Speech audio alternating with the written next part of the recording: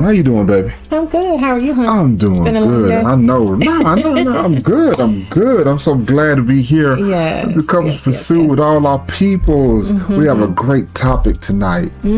So I have a question for you. Of course, as always. Always. When you think of the word intimacy, do you only think of the sexual and the physical acts of the relationship?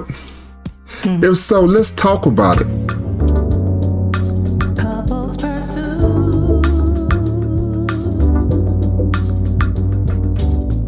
Hello, this is Vincent and Valerie Woodard, and on this episode of Couples Pursuit, we're going to talk about the 4 essential needs of intimacy. Yes. Look, we are so glad to have you here at Couples Pursuit.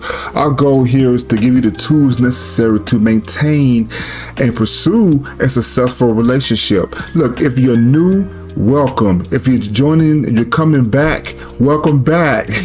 We urge you and we invite you to hit that like button and also to share this video with as many people as you know, because this topic tonight, baby, I believe is all over good. I know I say this every video. It's necessary. But it's necessary. The 4 essential needs of intimacy. Yes. Because in your relationship, it's not just, when you think of the word intimacy, it's not just about the sex. No. That is a misnomer, a misunderstanding.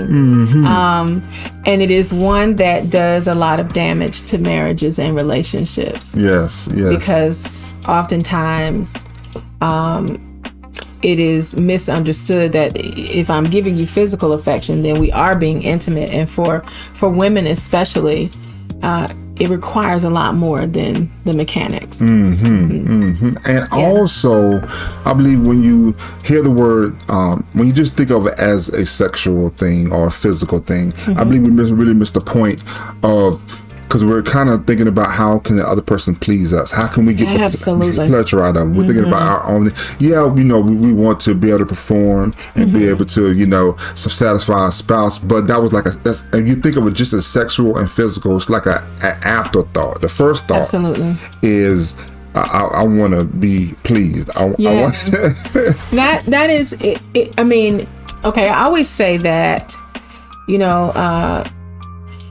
intimacy, physical intimacy, sexual intercourse is a gift from God to be shared between husband and wife.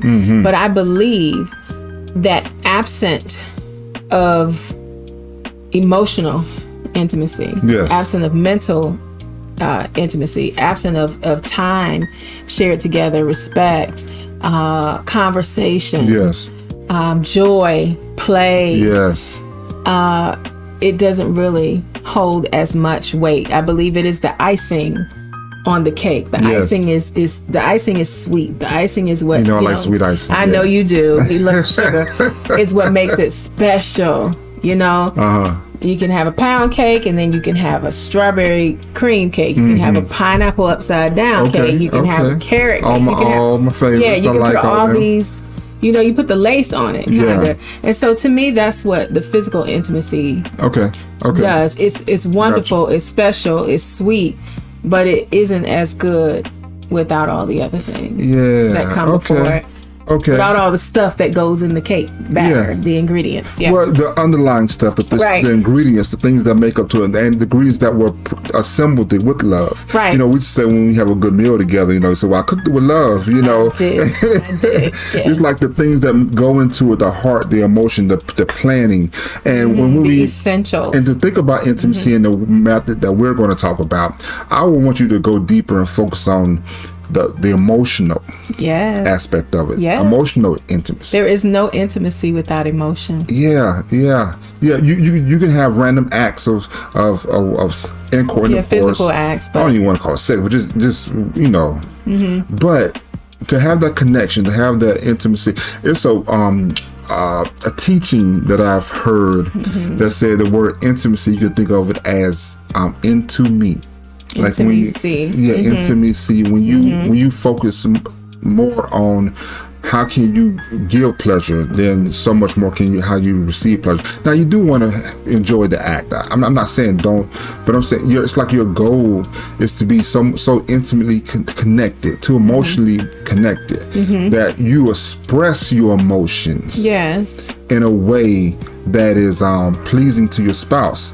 You know, sometimes we express our emotions and we just want to vent and rah, and that's not, no, you're pleasing to yourself. It felt good for you to say what you said. It's self-fulfilling. Yeah, but when you express your emotions in a way where your spouse is like, you know, you whisper, you talk low, or you talk behind the ear, wrist, all those things, is emotion, a hug, a gesture, rub the hair, intimacy.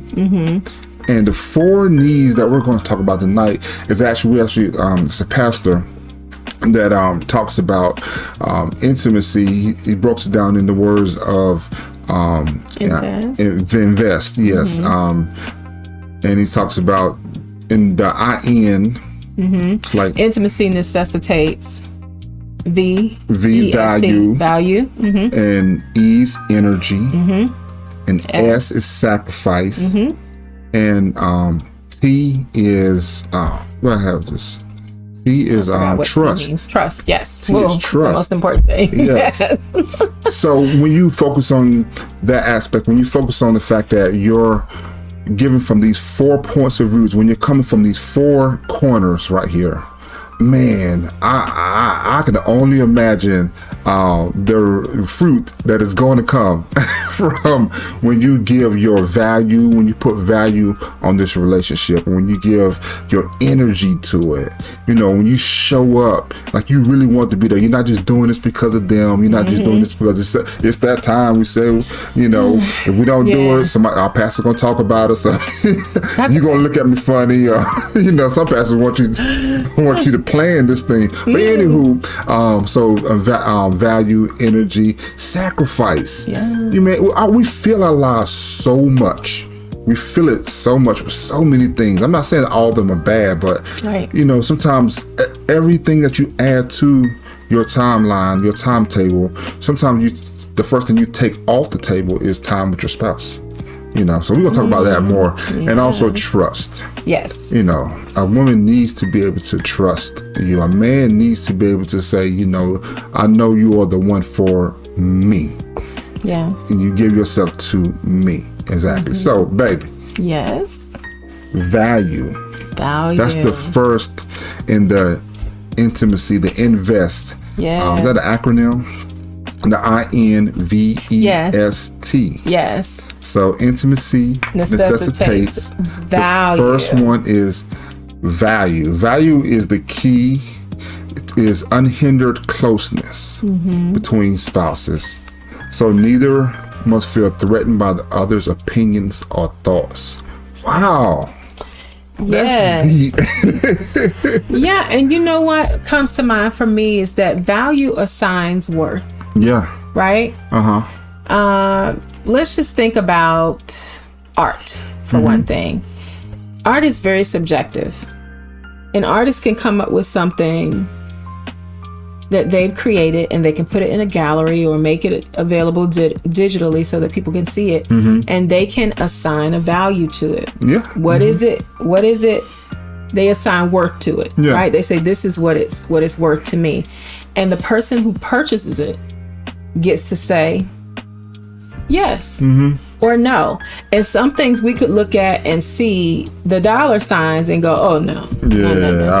I'm never going to pay that. You know, that's nice. Or it can be so abstract that you think, I don't really understand that. But the person who is holding it, the person who has created it, and the person who gets to experience it, they assign the value. I assign a great amount of worth to you in my life, and vice versa. I feel it. And so I value what you think. To me, I what you think has weight. What you feel has weight. Yeah. And I want to always make sure that you know that. If a person doesn't feel valued, if they don't feel worthy in your presence, they're not likely going to be vulnerable with you. That's true, and that's true, and that's why we put the trust in there. But that, like I said, that leads up to that point right there. What value do you place on the other person's opinions and thoughts? You know, because in order to get to this level of intimacy that we're talking about, you have to really say, hey baby, what do you like? What that I do. Like? What don't you like that I do? How can I do is this a safe place for me to, you know, unfold that? You know, this is a safe place for me to say, baby, you know, I don't like for you when you know, hit it real hard, spank my butt real hard. I don't like it when you know, I don't like it when you say certain like to things. Talk about that. Yeah, I don't like it when you know, or I love it when, you know, this fill in the blank. Whatever. But it's a safe place, you know. And in order to get to that point, I have to value your opinion. I have to value your thoughts. You don't just get to say, well, this is what I like and this is what I'm going to do. And when I'm done, it's done. Oh, no. No. That's not the way that it should be. And that is for men and for women. That's true. You know, true. It's very important that we value one another. It's not just about one of us being subject to the other. It's not just about the male needs to perform and he doesn't have any emotions and it doesn't matter how he feels and I'm first and always. And it's not about the man just achieving his goal. You know, and it goes both ways. There is value in how we feel, think, and experience intimacy between one another. So that's the V in the acronym INVEST, which means intimacy necessitates. The first one is value. Second one, energy. What is energy? Energy is when you actually, it's all your attempts to be intimate. You actually desire, you put your inertia, active effort. You invest in this. Okay, you this is important to you, not just because you're, you know, the husband. This is what you're supposed to do. No, you as a person, me as Vincent, her as Valerie, you as a person. This is important, and I give my energy. What, you know, tonight is the night where we're going to just shut everything out and we're just going to talk. Are we going to go out? Are we going to make time to spend time with one another? Times out through the day, you know. Can I just hold you? Let's hold each other. Let's just talk and actually look at each other. Let's gaze at each other for a change. Let's look at each other for more than 2 seconds at a time. Clear your thoughts. Right. And just have that moment, you know, and look for those moments. Because, man, this time that we have right now will never come again. You're never gonna get it again. Never. So why not make time? Because sometimes if you don't, it can slip away. And making time is the energy. It's the energy that you give to that moment, to being here in the now, present with your spouse. Yes. And don't take that lightly. I want to urge you to not say, okay, well, you know, things are going good right now, so I can kind of put that to the side. Let me focus on, we said we was going to do such and such and such and such. No, you know, if you're in a relationship, you're always in a relationship. You're not just in a relationship on Monday, Wednesdays, and Fridays. Baby, today's not relationship day. Or when it's time to be intimate. When it's time to be physical. That's not the time that you figure out where her lips are. That you figure out where her eyes are. Okay. That you pay attention to her. That's not the time it's not the only time you should embrace her, caress her. Every physical touch should not be the anticipation of physical intimacy. And that energy that comes into that is also the effort that we apply to it. Now get this, it's also the fact when we don't get it right, you know, when you have moments where we didn't really connect, you know, we didn't really what happened, you know. I went, baby, well, you know, last night, whatever, you know, is there something I can do? I want effort. I know. I want to. You didn't seem you seem different. Or distracted or whatever. Talk about that. You know. So that's that. And even if you have to pause your moment, if you see that your spouse is not really Like maybe they're cooperative because they don't want to reject you, but they're not really present. Yeah. It should be more important to find out what's going on and why they're not present than it is to accomplish your goal. That's true. Because that too is intimacy. That is energy and effort towards sustaining and fortifying the love relationship. And when you do that, especially for a woman, you pause, you pay attention to what's going on. You cause her to lean into you and to have that trust. And you take the moment that may be necessary to lay beside her and comfort her and hold her, maybe caress her or kiss her without the physical intimacy. She needs to talk to you. She needs to tell you, this is how I'm feeling or thinking, or, you know, all of these things are going on in my mind and I'm sorry. I can't seem to get myself centered. Don't get offended by that. Don't get offended. Give her the opportunity to share with you. And then when you do that, she will bless you. Yes. And that leads to number three. So we're talking about an acronym called INVEST, which is intimacy necessitates. The first one we did was value. The second one we did was energy. So this third one is sacrifice. Ooh. Now, it really piggybacks on what you said a while ago about when we have these conversations, being open and honest to have those conversations. So now we're sacrificing how we're receiving. Like, maybe I'm not Superman, so maybe something she said about the way I performed or didn't perform, or my attempt to I was kind of, you wasn't right. I don't agree with what you said, and I want to correct you in that matter. Sacrifice is maybe having to bite your tongue and maybe having to say, you know what, baby, I want to listen because I don't need to be right. I don't want to be right. The goal is not, my wife would say this all the time, it's not about who's right, it's about what's right. And sometimes we have to sacrifice our emotions, our sensitivity sometimes when we want to correct something or say, well, I don't understand, maybe you're the problem, maybe you didn't receive it right, or if our pride is our ego is being challenged or corrected. Yeah. There's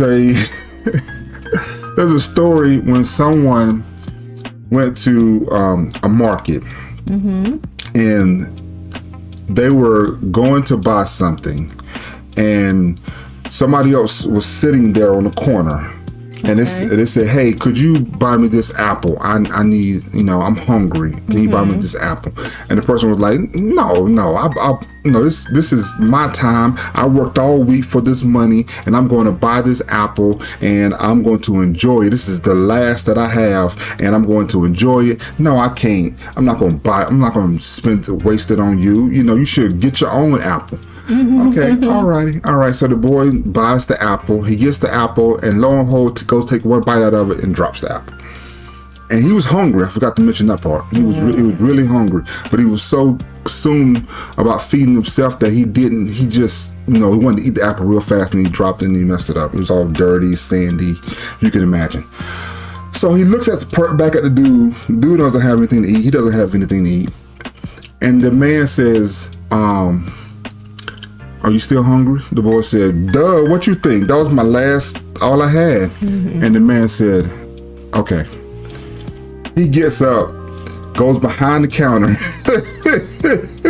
and said, pick out another apple. And the man's like, what you talking about? I said, this is my stand. I don't know why he played that trick on him, but he wanted him to know that, sometimes you have to sacrifice. When you don't sacrifice, people will still, can't give to you, but you never know who you're helping when you do that. You never know who you're, with, who you're helping, who you're entertaining, Just because a person looks like they don't have a need. Doesn't mean that they don't have a need. And that person, I don't know how many times did he do that. What the point was, I guess you just want to know who would help someone else out. That was a test of the heart. Like, how much of yourself will you give to someone else? Will you give when you're down to your last? Mm-hmm. Will you give when it affects you? Mm-hmm. You know? Yeah. When it affects you, it's one thing to, if you have $1 million mm-hmm. and you give somebody $100. Yeah. That's nothing. But if you have $1 million and you give somebody $50,000, mm-hmm.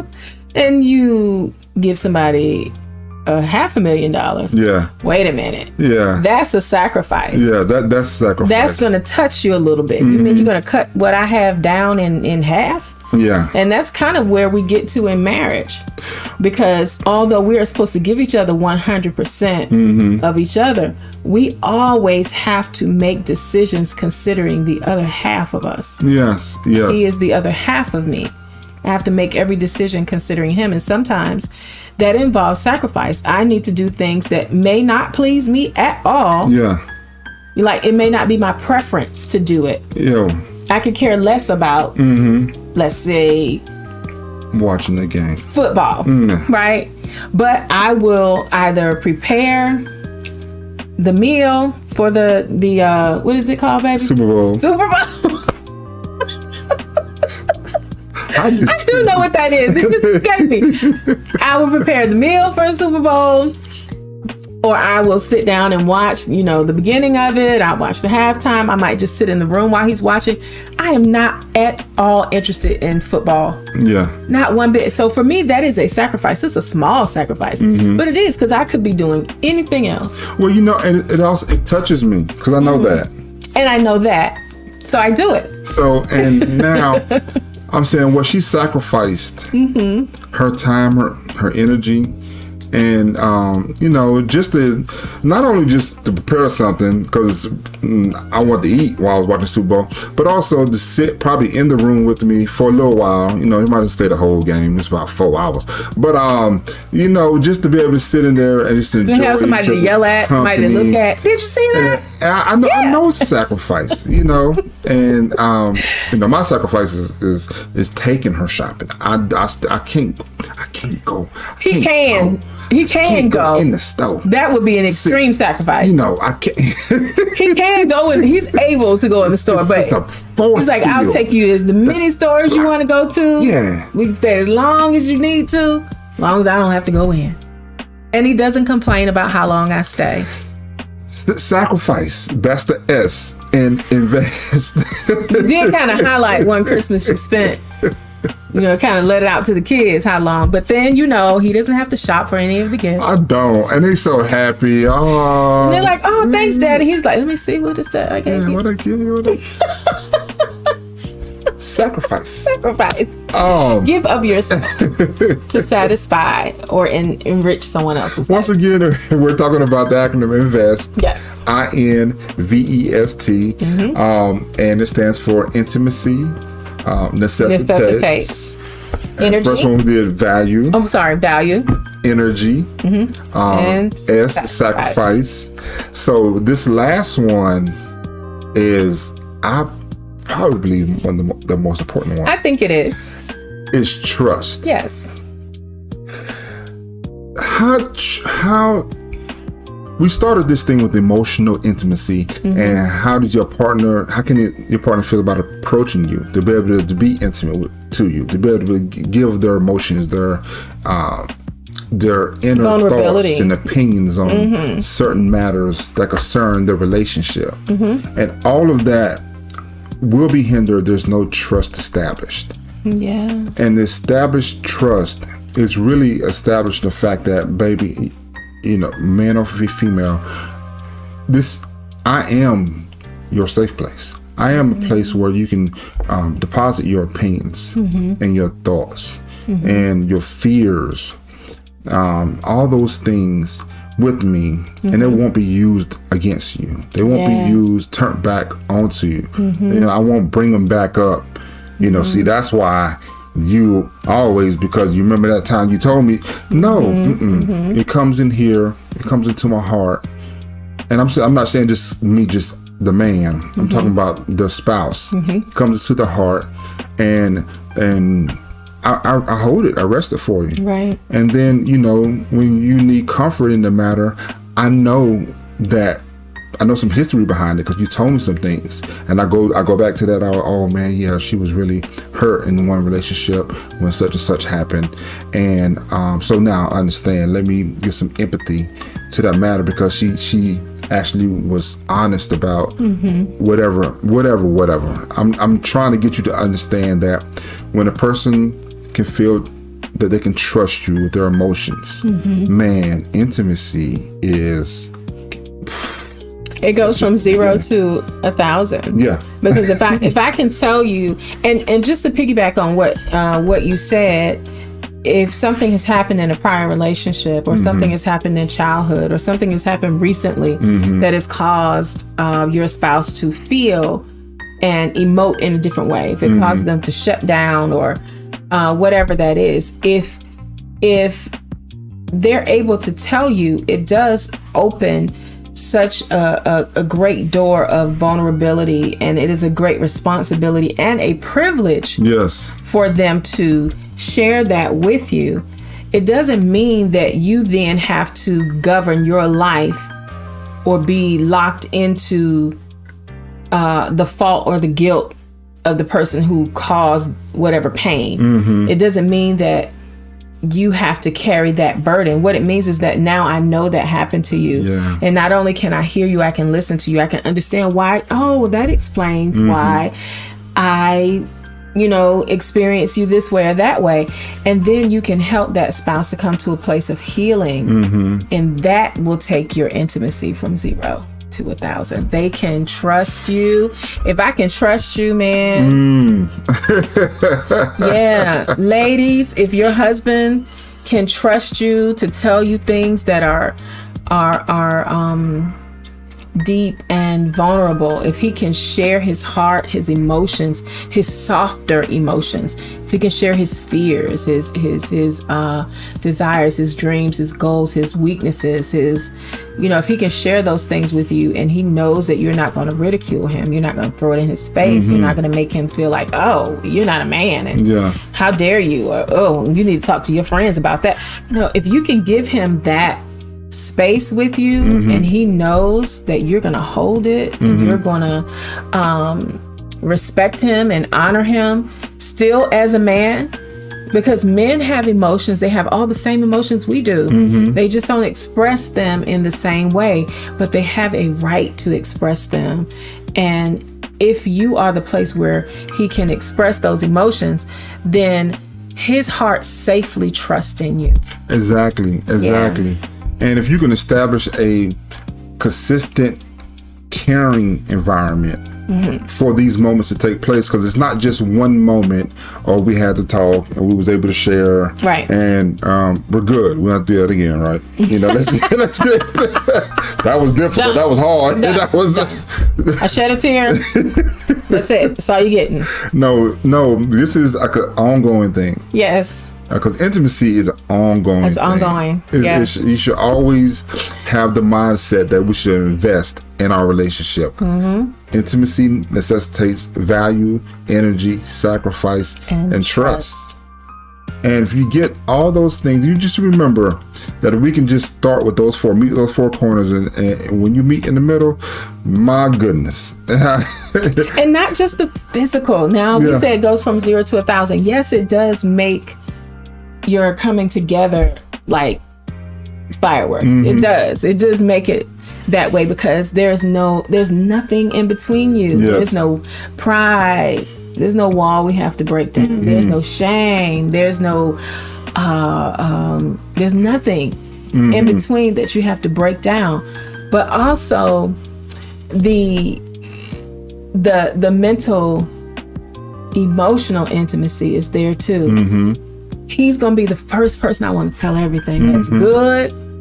He's going to be the first person I want to tell everything that's bad. That's right. He's going to be the first person I want to tell everything in between. He's going to be the first person I want to see. Last person I want to see. The one I want to talk to. The one I want to share my dreams and my goals with. And vice versa. When you become each other's best friends, you become so tightly woven together that you are individual, but you are one. the two of you become one. And that emotional intimacy is the thing that makes that. Remember, I was talking about the icing on the cake earlier. That emotional intimacy is the eggs, the flour, the sugar, the butter, the cream, the vanilla, whatever it is you put into your cake, which by itself may or may not be wonderful, but all mixed together. Oh, yeah. Him and me, all mixed together. That's true. Make that foundation. And then the physical intimacy is that icing on the cake. That is right. That is so true. There's a moment in the Bible, and when Adam and Eve, it said they were naked and unashamed. And it's amazing how they became shameful towards one another. First of all, people say just that thinking that just towards God, but no, they actually covered themselves up before God even started coming in the garden. They actually covered themselves up, then they hid. Right. So they was actually covering themselves up for another because they had the knowledge of good and evil. And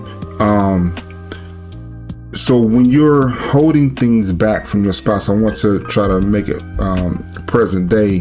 When you have knowledge of some things that you've been short with, that you're not great with, that you're hiding and you don't want to tell, you don't want to share, you don't want to, let them know what you're thinking because they might think less of you or whatever. Then you're ashamed, and you can't be naked in front of them. You can't be open in front of them. You can't reveal yourself, reveal your heart, and that's what happens when you hold back, when you're not able to, give of yourself 100%. When you don't feel like you can give of yourself 100%. So in this relationship, you should always strive for intimacy, emotional intimacy that would create all the other. Yeah. It lays the foundation for everything else to be built upon, and it will really bless your life, and not just your life, but the lives of your children when they get to see you, when they get to experience you as a couple. Like, you're not performing for them, no, but we are a witness for our children, whether or not we an example for them, whether or not we are saying this is what you do or you don't do. But by doing what we do or we don't do, they see, oh, this is how men and women behave. Oh, this is how it should be for a husband or a wife. And because they love you and you care for them, if we do things that are contrary, then it muddies the water. They think, oh, this person, my mother, my father, who is a good person and they love me, even though I'm seeing them do things that, knowing that they're imperfect. Knowing they're, their parents, they don't get everything right. But man, they keep trying. Example. They keep coming back to this. They keep trying. How many times have our kids seen us holding hands and or rubbing each other? Just kiss each other, just having a conversation. They're like, "What are they talking about? They always talking about." Talking to each other. Or he can't get in the door.